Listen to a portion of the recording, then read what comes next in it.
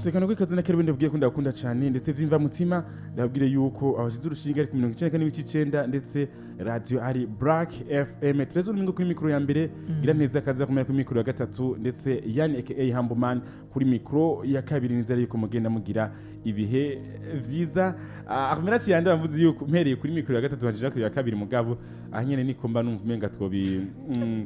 nakarenganya urakarenganya imisi yose na proclamation yahera ku wa mbere ku wa kabiri ku wa gatatu oya bivana oya nagiye nkuko oya kubera iki iyo ndi kuri mikro ya gatatu udahora uhera ati naya ntabwo mani kuri mikro ya gatatu les femmes d'abord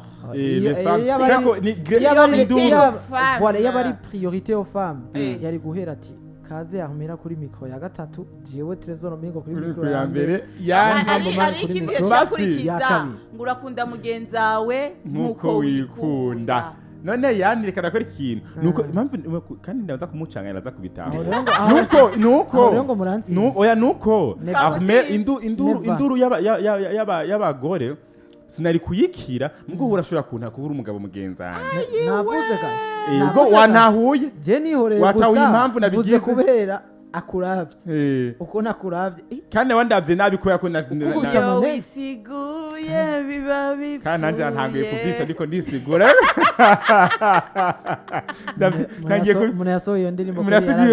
agire ico abantu mu kandi rero abaririmbyi bafise impact nini ku banyagihugu ego man jewe udakwisigura barafuromata abantu ndabiro ujye kunyakato gatoya bitagiye kwisigura minacha kwese bure kuri sigura iko navyita natari sa karenda musabe yani azatugire ati mbega no munsi tuzoganira kuko icyanzo dufise ikintu turi buganire ko iki ya uno munsi mu nkundire kandi nongere ndabaramutse kandi ndabaha ikaze ku kiganiro cacu cuno munsi ariyo WhatsApp today ikintu dufise tuza kuyaga ko mbega se amahera arafise ico yonona mu rukundo canke se arafise importance mu rukundo kuko hariho abantu et surtout les filles baya prioritiza mu rukundo bakabona ko amahera ariyo akenewe imbere y'uko haza urukundo hakenewe amahera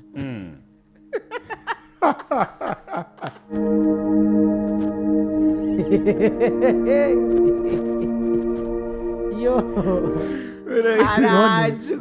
ariko reka maze mvuge nuko ntimwari sanse gutwenga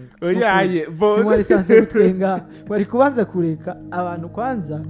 bakagira basi na reaction ego ndavyumva donc ikintu giteye agahinda muri ivyo bintu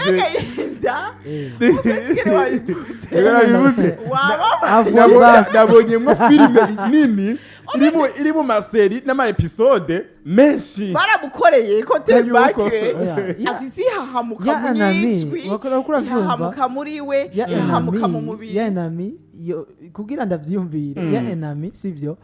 umugenzi baramuhevye kubera ico kintu first of all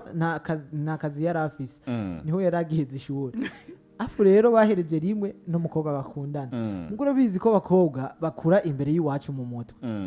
rero umukobwa yamubwiye ati je n'ukuri suko ntagukunda ndagukunda ariko ntidushobora kugumana je atakaza ufise atacuri kurakora umuhungu nawe none nkori iki erega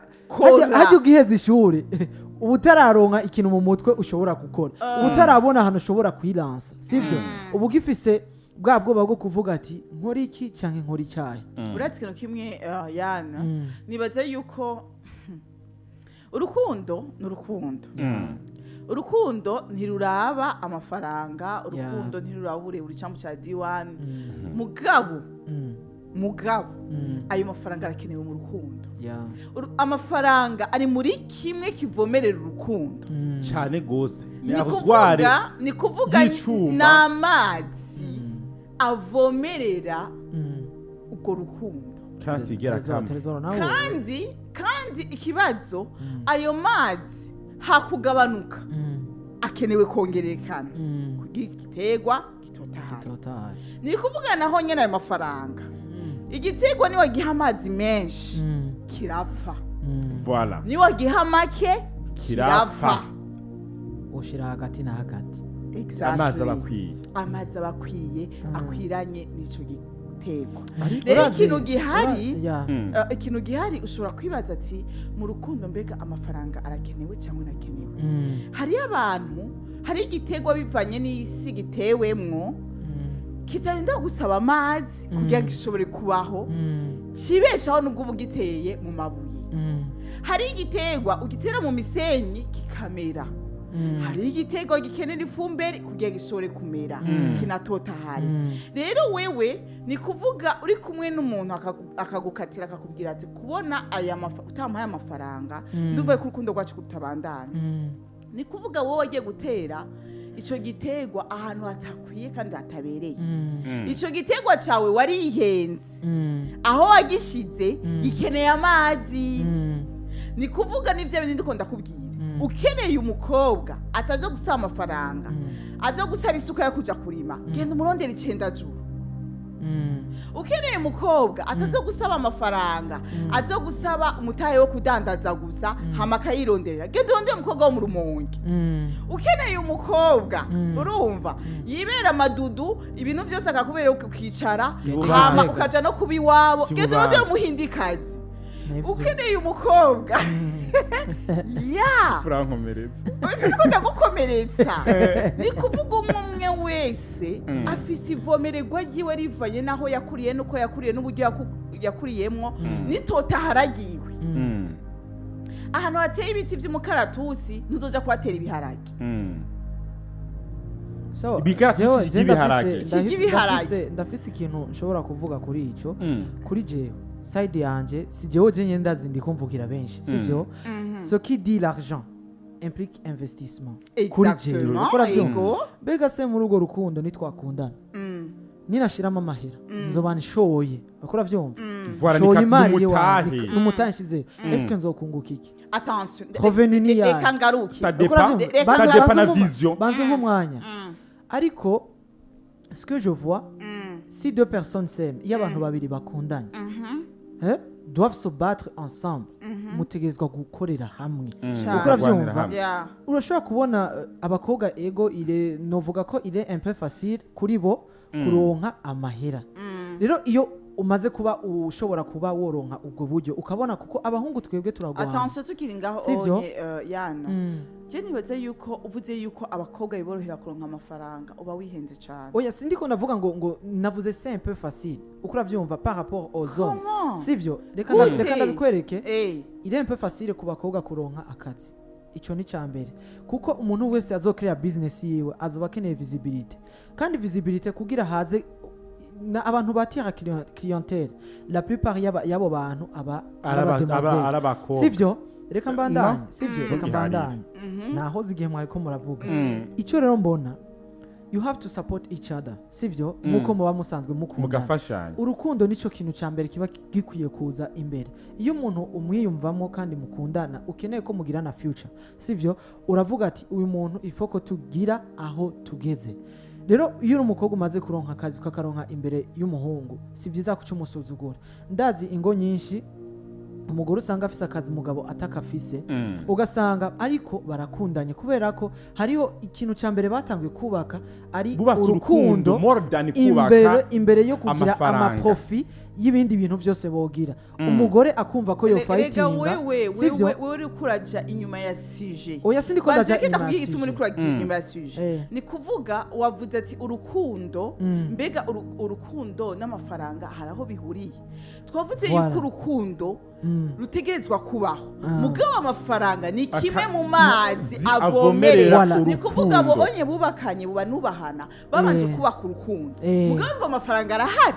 erega mwebwe muri ko mubwira abo bakobwa ngo reka tugume mu rukundo gusa kwa amafaranga atari. sico ndiko ndakora hari ahantu nkeneye kugera sivyo. hari ahantu ndiko ndaza bukebuke sivyo. ni exemple nari ntanze. rero iyo mukiri muri fiançailles cyangwa se copinage kuko copinage tant à fiançailles tant à mariage sivyo. iyo rero ukiri muri copinage cyangwa se fiançailles ukabona ko umupartner wawe atararonka akazi si byiza kuca umutererana kuko niwa mutererana ngaho azobona ko no mu rugo nimwagerayo uzoja kuronderera hanze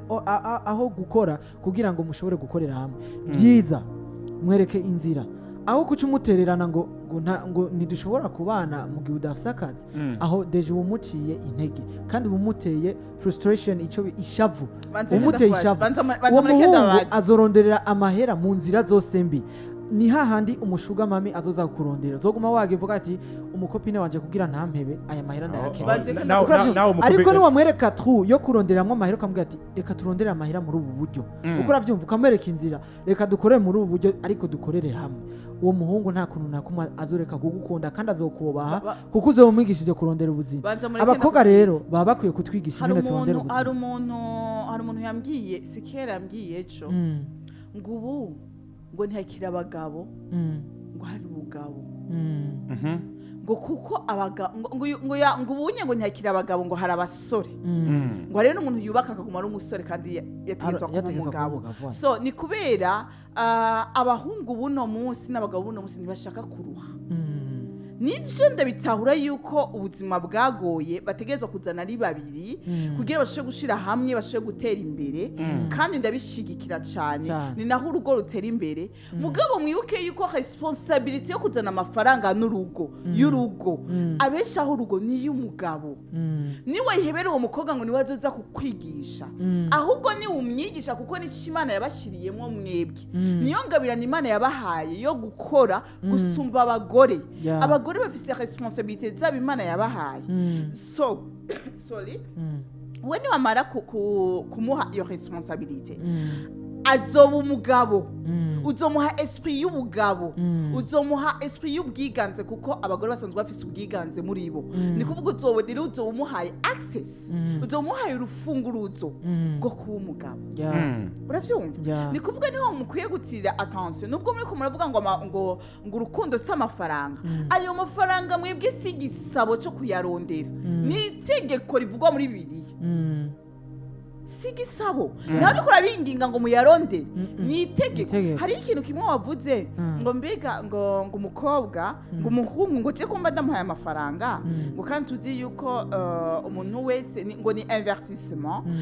ngo kandi ushisize umutahe mu kintu hari ikintu uronka en retour ni kuvuga ikibazo kimwe ngenda kubaza ngaho imbere yuko nakwishura yani uja kurondera uwo mukobwa umurondereye kwiki kazoza kawe n'uwo mukobwa kabaraka nkeneye ijambo rimwe gusa ukeneye ijambo rimwe sivyo mba nkeneye umusapota icambere mba nkeneye umupartner azoshobora kumpa la force yo gushobora kurondera iyo force yo gushobora kurondera nuko azoba yaratahuye ko nkeneye ko tubana à la fin iherezo ryanyu kugira mu bantu so ni kuvugana ubwa mbere nahereye ntangura kwishugwe cyangwa se icamwa sivyo igitegwa en general ni kuvuga igitegura gishize ngaho dufata uteye umucungwe yego umucungwe kugira uzoguhe icamwa c'umucungwe uzoba wawuvomereye wahwaye amazi angana gute amazi akwiye meshi voilà rero nujye mu partner wawe nico gituma navuze ati kirezire gufata iyo icamwa ugihaye amazi menshi danku kirononekara iyo ugihaye make naho kiruma rero mu partner wawe numuha ayo mafaranga ngo yamuseseko mugabo ry'amafaranga azofasha kugira uronke iyo gift ako gakadumuha uze gushobora kumusohokana muze gushobora kujana ahantu wifuza yuko muza kumarana umwanya muri kumwe so amafaranga arakenewe nico gituma wovuga ngo okay nico gituma rero wewe icambere na mbere ubanza kumuvomera ukamushira kubwo iyo mitahe atari mitahe y'amafaranga uri kuramuhereza mugabo ari mitahe y'ibikogwa navyo nyevye bikogwa bisaba amafaranga sinzi ko ntaho imitahe y'ibikogwa mugabo ivyo bikogwa navyo bisaba amafaranga so ni kuvuga rero uzoza kwa muri ico camwa cawe ariyo mariage mugabo gwa rukundo wararuvomereye so as ikindi naco sorry gato ndangize ikindi naco abasore wavuze ngo umusore ngo uheze ishuri utazi uri kuraja nagire mpanure abanyeshure bose bari ko baratwumva cyangwa se n'abantu bo barahejeje amashuri kiraza gushika mu mwaka w'10 utatangura kwinjiza amafaranga je mu w'10 narakora niga mu w'10 narakora sikubye ndi umukobwa hari nkaje wumviza ndakubwira hari n'ikindi kintu wavuze ngo abakobwa ngo baroroherwa gukuronka amafaranga ndakubwira nyamara ikintu cyambere kitunanira ni kuronka amafaranga yani hari umuntu ashobora kuza akakubwira ati mbere yuko ndabanze ndaguhe example hari umuntu ashobora kuza akavuga ati reka ndaguha amafaranga unyihe genre umwihe kugira ashobore guha amafaranga wibaze yuko ari abakobwa bose ategerezwa kukwiha kugira ushobore kuba amafaranga Oya. no way rero hariyo abakobwa bafite dignity akavuga ati jewe ndumva yuko umutima wanje n'umushaha wanje ntundekurira kugira ushobore kwihereza Gukora ico umugabo kintu, yeah. hamamo amafaranga ahanura ati ayo mafaranga azobampaye amafaranga ngahe kugira nshobore gutanga ubuntu bwanje ukemera kubiri yasho gutangurira azero Yeah. si ico gusa hariyo abakobwa bazi kwidandaza bavuze ati mu masosiyete menshi Yeah. bakeneye abakobwa kugira ibintu byabo bisohoke ati abakobwa rero bashobora kuronka akazi hariyo sosiyete bakobrija yuko wambara ni nabo bazi no ijipo kuganiriza igera abantu ngaha ni nabo bazi none kuganiriza jewe abantu. Armela wibaze yuko uza kunyobrija yuko no kwambara ijipo igera ino kugira ngende ko kwakirira abakiriya singeza wowe intwengo yawe Wibaze yonyene irabahamagara intwengo yanje mu it's okay iyo kaciye Yeah. imwe muri talent imatu akoresha aba akenewe ya Yeah. ni kuvuga rero ikindi kintu jewe Armela nuwombwira ati igurishe nk'ingene ishatse kuvuga visibility ati igira visibility nk'iya Mona Warda ushireko tatouage wambare nk'uko Mona Ukanadoda yambara ati. jewe ndakubwira usara mu mutwe ufise skills zawe ukoresha kugira ngo watire abantu watire ngaho abantu rero iyo nayo namwe n'abahungu barayifise Bara- ni kuvuga umwe wese ni kumenya ikingabirana imana Ngo- yaguhaye ni birasa ibintu- icyo nokoresha kugira nanjye this nigurishe is the things umuntu wewe yihiga bavuga Ubwawe. wiyigaho ukavuga ati ni igiki nukoresha abantu baka par exemple yani hari ikintu wa muri kurakora misi uzakora kubwiye iki kintu gikora neza misi usubona kwa felicita ku ico kintu uramenye ko iyo ari talent yawe ni ikintu imana yagushizemo ni nzahabu abandi badafise imana yagushizeho nahawe rero kumenya kuyesploita mwebwe hari igihe mwibaze ko abakobwa barorohewe nitworohewe ahubwo turagowe kuko aho ugiye hose bagusaba ibyo bagusaba ico ngize utwenze Urazi. utwengeye umuntu nubwo ubu utwenze nka Ahmed akunda kutwenga mugabo ngiye kuvugana n'umuntu natwenga ngo arankeneye agatangura kwishiramo ibitutu nico kintu tuba dukwiye kuciga koko umuntu wese akubereye sempa si ukuvuga ngo bakwifuza abakwifuza No icyo kintu way. tuzokivuga ko ubundi tuzokivuga ko undi munsi ya, munsi icyo- ariko iyi suje y'uno munsi Eh. nayijanishije n'iyejo twari turi koko twari ku bintu by'inkwano Cyane. sibyo Rero- rero ushobora kuba waremvestishije cyane gose muri fiançailles ukaca usanga no ku nkwano baciye bakuremereza So, bikaca ikintu- birangira uwo ikintu- muntu mutabanye ayo mahera ugaharura ejo dingi niwe twanditse nyamba ari miliyoni zingahe ashavuga ati muri izo miliyoni harimo ikidandazwa runaka sishobora kukivuga izina kuko nticyarishe uko uravyumva tukidandaje mu kwezi mu kumwe kwezi kubunguka miliyoni Miliyoni zitatu zitatu. bivuga yuko Ni izo ukuvuga- nkwano muzishakira kwiki so ikintu navuga mvuga kumera as conclusion kugira ngo ce turangiza nuko namaje make aje ngiravuge nta byose mwabivuze impamvu mwambonye je ntigeze vuga nako numva miko muvuga ukuri nuko si uhereye ahantu atantumbero ufise Byose usukamwe bigomba amafaranga niho hacahera ukwiza uvuga ngo urukundo kurushiramo amafaranga ntibikenewe so kubera yuko je niba nkundanye na Bernice nkamuha amafaranga Bernice ntabona yuko tuzobana jiste kuryoherwa dusohoka ndamusha amafaranga nuca dukundana akumera ndamuha amafaranga nakane ndamuha amafaranga nzogiza kugira kuri Suzana nzoshaka gushira muhira mbona yuko umenga amafaranga mu rukundo narayatakaje cyane nukwica urukundo mugabo mugivuga ati uno muntu aranyigisha she's my wife azombera my baby's mama uwo muntu kumuha amafaranga ntacyo bitwaye kuko ni fizi yasaye mushaka kubana ejo bundi nubwo wikiko kimugurira kuko umutegura nk'umugore wo muri kazo soririza yuko rero urukundo babarire urukundo ruvumirwa n'amafaranga mu gihe urukundo ruri serious so nico kintu cyo nyene no kubwira ikintu je nubona kimwe cyo nyene no kongerako uwukunda umigisha gukora sivyo kuko bavuga ati umuntu umurovyi mwiza ntiyigisha uwundi ngo ntamuhife amwereka ahayiroba ya comme conclusion